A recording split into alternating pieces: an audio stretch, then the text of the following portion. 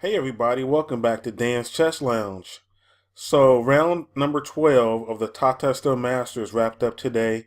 Magnus Carlsen defeated jan-krzysztof Duda, and the end of the game resulted in what would have been a knight and bishop against a lone king.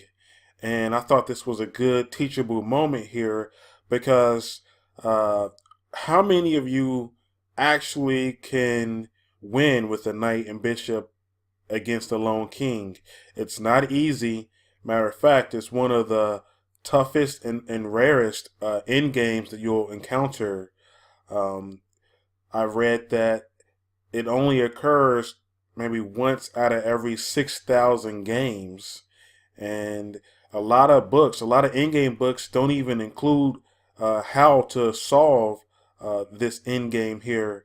I know I have Jeremy Simmons' complete in-game course, and he opted not even to put it in there because he said that it's so rare, or he said that you might only get it maybe once or twice in your whole chess life. So he didn't include it. He didn't feel like students needed to study it, spend hours and hours studying it. And I know there's others. I have another in-game book by who is it here? It's Bill Roberti, Easy In-Game Strategies. And the same thing, he didn't include it in that book either for the same very reason. So how do you win this position then? If none of the teachers decide to teach how to win this, how do you win it? Should Duda have resigned the position? Should he have made Carlsen play it out? I'm 99% positive that Carlsen knows how to win bishop and knight versus lone king. But what about your average club player? Does he or she? Probably not. So let's go ahead and dive into it and see exactly what has to happen. Well, first in the game here, Duda resigned right here, but he could have played rook e1, and basically what I'm saying is he could have went after this lone a pawn here. a6, rook e8, a7, rook a8. The knight protects the pawn, and then he captures and gives up the rook for the pawn.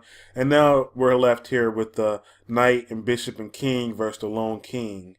And like I said, would you be able, if this was you in your game, a tournament game, let's say it was in the last round of the tournament, and there's big money on the line, or even no money, just pride on the line, would you be able to checkmate your opponent here? Well, there's three keys that you should follow here. You need to drive your opponent's king to the edge of the board. Then you need to force the king to the same color corner as your bishop. So we have a light square bishop here. So we need to force the king either to a8 or either h1. And then the third step is to deliver checkmate. So king f6, king d4, king e7, king e5, king f7, and we're going to get our knight involved so the knight can help out. King g7, knight d6, king h8. Step one is drive the king to the edge of the board, and we have completed that step right there. We drove the king to the edge of the board. The next step is to drive the king into the same color as our bishop, our light square bishop. So either a8 or h1. King g8. And now there's a method here called Delatang's triangles or Delatang's methods. And that's basically drive the king to three triangles.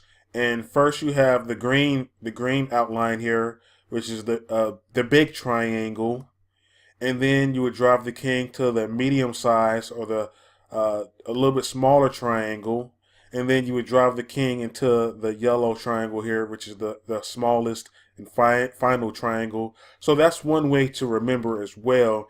Drive the king into these different triangles. Knight f7, that covers the h8 square, so it drives the king over. King f8, knight d7 check, and we're driving the king over. Now, just right there, now the king has moved from that first triangle, and now he has entered the second triangle, or the medium-sized triangle. Bishop g6 check, king d8, king c8, and now the king is actually in that smallest triangle already. Now, if the king tries to run, if your opponent tries to run in the opposite direction here, you can actually catch him with a checkmate in the middle of the board, middle edge, I should say. It's still on the edge of the board, but it's in the middle.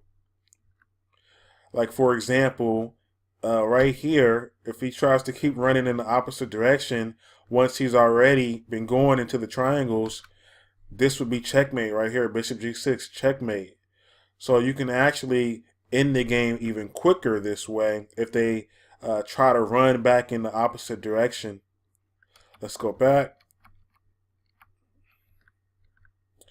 Okay, king c8. They're in the smaller triangle. King c8. Now they're in the smallest triangle, like I said before. And now the only thing to do is to go ahead and deliver the checkmate. Arrange your pieces so you can deliver the checkmate. King a8. Now it's just a few more moves left. They're in the corner. Knight a6 check. King a8. Bishop e4 checkmate. And if you think about it, it's not as difficult as it would seem. If you think about, first just drive the king to the edge of the board. Once you get him to the edge of the board, drive him to the corner, the color corner of your bishop. Then lastly, deliver checkmate. Arrange your pieces where you can deliver checkmate. If you think about it in a strategic manner like that, it's not as complicated as it would seem. That's why he resigned and didn't make Carlsen play it out. But it can still be tricky. It's one of those where you really have to practice it a few times to really get the hang of it. Like, for example, once I started going over this video again, everything came back to my memory and I remembered how to do it again. But really, you need to do it at least once every 6 months, once every 3 months, or depending on how active you are, more than that. But I thought this might be a good way, a good teachable moment here to show you guys. Also, I'm going to link the video of Peter Svidler playing against Lei Kwong in the 2013 World Cup. He had bishop and knight and king versus lone king, and he was able to pull this technique off masterfully.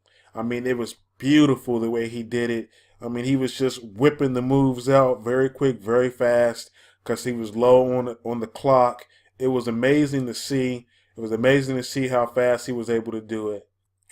Okay, ladies and gents, I hope you enjoyed the video today.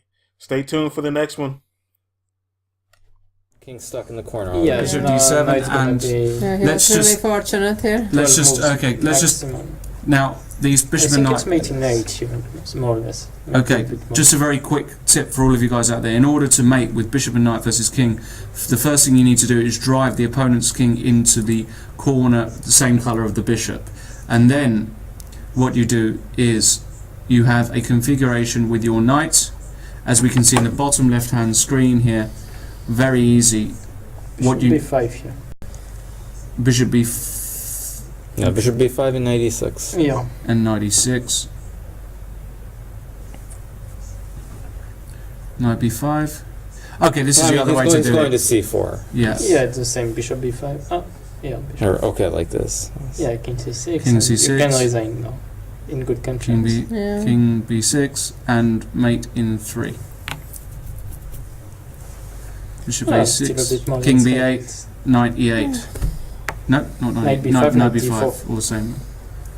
Okay, Same, and yes. on knight e5 and knight c6. Okay, yeah. and that's that.